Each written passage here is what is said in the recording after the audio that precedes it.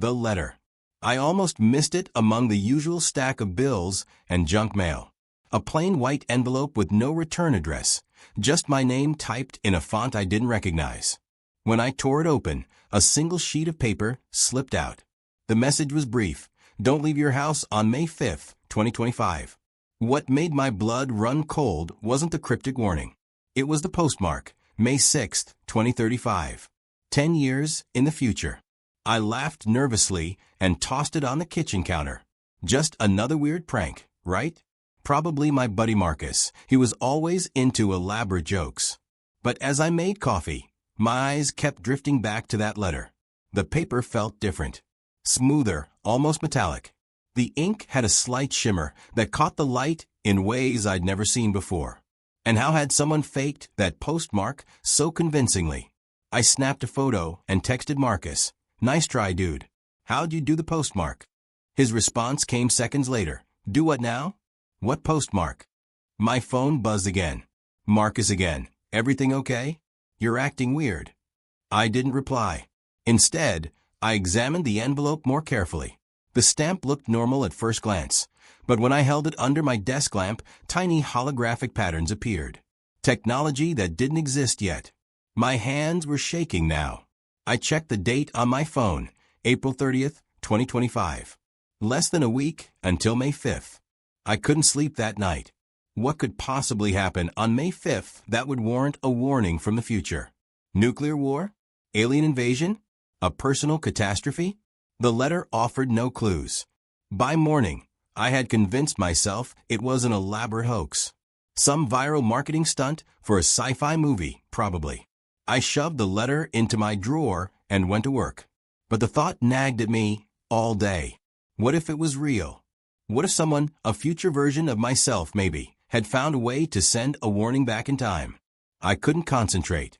My boss Linda noticed. Earth to Alex. That's the second time you've zoned out during this meeting.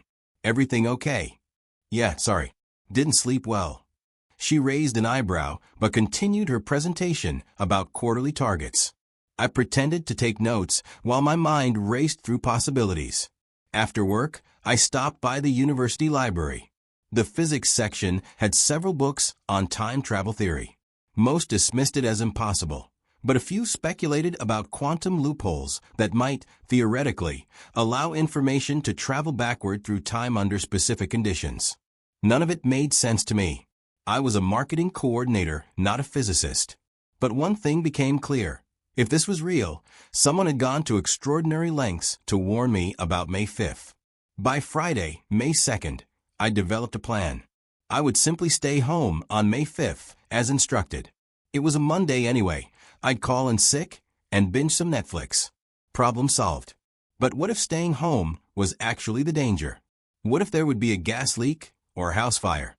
The letter didn't say stay home. It said don't leave. There was a subtle difference. I called Marcus that evening. Hey man, wanna hang at your place Monday? I'll bring beers. Thought you had that big presentation Monday. Shit, I'd forgotten. The Zenith account. Linda had been preparing us for weeks. Yeah, but I'm thinking of calling in sick. Dude, Linda will murder you. She's been stressing about this for a month. Why would you bail now? He was right. Missing the Zenith presentation would likely get me fired. Was that what the letter was warning me about? To avoid getting fired? It seemed trivial for a message from the future. Never mind. Just a thought. I hung up and stared at the letter again. The message remained unchanged. Don't leave your house on May 5th, 2025. Sunday night, I made another decision. I'd go to work, do the presentation, and then come straight home. Minimal exposure to whatever danger lurked on May 5th. Monday morning arrived with perfect blue skies. No signs of impending doom. I dressed carefully in my best suit, checked traffic, all clear, and headed to my car. The engine turned over smoothly. No strange figures lurked nearby. No meteorites streaked across the sky. But as I backed out of my driveway, a chill ran down my spine. I was directly disobeying the only communication anyone had ever received from the future. Was I making a terrible mistake? Traffic was lighter than usual. I arrived at the office 20 minutes early, and made my way to the conference room to set up my presentation. Everything was going suspiciously well. Linda arrived, followed by the Zenith executives. I shook hands, distributed materials, and launched into my carefully prepared pitch. Slides advanced flawlessly. Questions were answered confidently. By noon, I had secured the account, the biggest of my career. Linda was ecstatic. Drinks tonight to celebrate. The whole team, no exceptions. My stomach dropped. Actually, I'm not feeling great. Might be coming down with something. Her face fell. Alex, this is your win. You have to be there. I really can't. Rain check. She studied me for a moment. Fine. But you're missing out. She lowered her voice. The VP is coming. This could be good for your career. I nodded, feeling a strange mix of relief and anxiety. The day was half over, and nothing catastrophic had happened. Maybe the letter was a hoax, after all? As I packed up my materials, my phone buzzed. A news alert. Breaking. Unexpected solar flare causing GPS and cell service disruptions. Great. Just what I needed while driving home. I hurried to my car, determined to get home before things got worse. The parking garage was strangely empty. As I reached the exit, I realized why the automatic gate wasn't working. Solar flare, probably. A security guard approached, looking harassed. Systems down. You'll have to use the north exit and pay cash. The north exit. On the opposite side of the building. I'd never used it before. I followed his directions, winding through unfamiliar sections of the garage. When I finally found the exit, a line of cars waited as each driver fumbled for cash to pay the attendant. By the time I made it out, 20 minutes had passed. My GPS wasn't working, but I knew the way home. What I didn't anticipate was every traffic light in the city blinking red due to the solar flare's impact on the power grid. The normally 30-minute drive stretched to an hour, then two. I gripped the steering wheel, checking the time obsessively. 3:47 p.m. Still plenty of daylight left to get home. Then I saw the accident. 3 cars tangled at an intersection, police redirecting traffic. The detour took me through neighborhoods I barely recognized. My phone was useless now, no signal, no maps. I tried to follow the sun's position to maintain my general direction, but the unfamiliar streets confused me. By 5:30 p.m., I realized I was lost. Panic rose in my throat. The warning echoed in my mind. Don't leave your house on May 5th, 2025. Not get home early or avoid accidents. The instruction was clear. Never leave in the first place. I pulled into a gas station, hoping to ask for directions. As I stepped out of my car, a strange sound filled the air, like distant thunder, but continuous. Other customers looked up in confusion. The attendant rushed outside. Everyone inside. Now, what's happening? I asked as he herded us into the store. Look, he pointed west. On the horizon, a wall of dust towered thousands of feet high, approaching fast. A derecho, a rare, massive windstorm. And we were directly in its path. The next few hours passed in a blur of howling wind and darkness. 24 strangers huddled in the gas station storeroom as the storm raged. Windows shattered. Part of the roof tore away. A car tumbled past the remaining windows like a leaf. I texted my location to Marcus, but with networks down, the message never sent. I thought about the letter, safely tucked in my drawer at home. Don't leave your house. Such simple advice. Why hadn't I listened? Eventually, the roar subsided. We emerged to find devastation. Power lines down, trees uprooted, cars overturned. The gas station sign had impaled a minivan, thankfully empty. Anyone need medical attention? A woman in scrubs was taking charge, checking people for injuries. I had a cut on my forehead, but waved her off. I'm fine.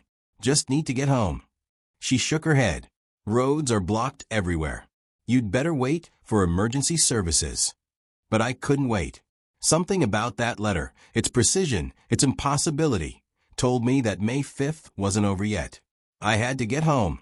My car was miraculously intact, though surrounded by debris. It took 6 of us to clear a path. By the time I started the engine, night had fallen, and a light rain replaced the deadly winds. I drove carefully through the wreckage of a neighborhood, headlights illuminating surreal scenes, a refrigerator in the middle of the road, someone's living room furniture scattered across a lawn, a boat perched atop a crushed SUV. Main roads were blocked by fallen trees and emergency vehicles. I wound through back streets, relying on instinct more than knowledge. Twice I had to backtrack when downed power lines blocked my path. It was nearly midnight when I recognized my neighborhood. Relief washed over me. I'd made it. Whatever the letter had been warning me about, I'd survived. Then I turned onto my street and froze. My house was gone. Not damaged, gone. Where my home had stood that morning was a smoking crater. Fire trucks surrounded the area, hoses still pumping water onto neighboring houses. I parked and ran toward the nearest firefighter, nearly slipping in the mud. What happened? That's my house.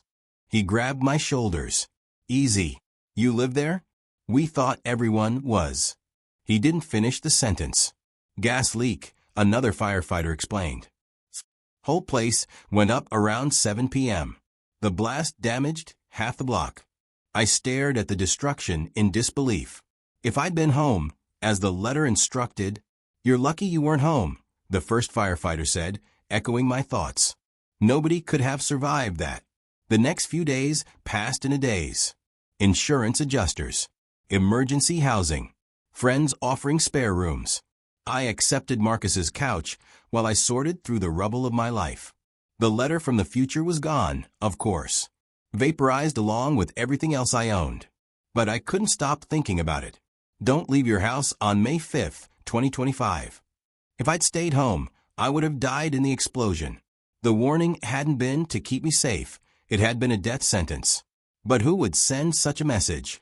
And why? A week after the explosion, investigators determined the cause. Faulty gas line work done by a utility company the previous month. Class action lawsuits were already being organized. As I scrolled through news articles about the incident, a name caught my eye. Among the utility workers who had serviced my area was a Thomas Zander. My blood ran cold. 10 years earlier in college, I testified against a student named Thomas Zander in a disciplinary hearing. He'd been expelled for cheating, on evidence I'd provided. He'd sworn revenge, but I dismissed it as empty threats from an angry kid. I hadn't recognized him when he came to work on my gas line. Why would I? It had been a decade, and I'd only met him briefly during the hearing. But he must have recognized me. The realization hit like another explosion. Thomas had deliberately damaged my gas line, timing it to fail when I would likely be home. A perfect murder, disguised as an accident. What he couldn't have anticipated was a warning from the future that would save my life by keeping me away from home. But who sent the warning? And how? 2 weeks later, I found out. The research lab at the university was smaller than I expected. Dr. Elena Patel, quantum physicist, seemed equally unimpressed by me. "You're not at all what I pictured," she said, studying me over her coffee. "You know who I am? Of course. You're somewhat of a legend in our department. Or you will be." She smiled faintly. Time tenses get complicated in my line of work.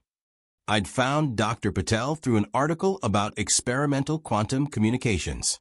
Her team was testing theories about information transfer across temporal boundaries, basically sending data through time. The article had mentioned limited success with simple text messages. When I'd emailed her, I'd been vague, asking about the theoretical possibility of receiving messages from the future. Her response had been immediate and specific. "Coffee. Tomorrow, 2 p.m. Now sitting across from her, I realized she knew far more than she should. "The letter," I said. "You sent it, didn't you?" She sipped her coffee. "Not yet. But I will. In about 10 years. My head spun. Why? To save me from the explosion. Actually, no. The original timeline was quite different. She leaned forward.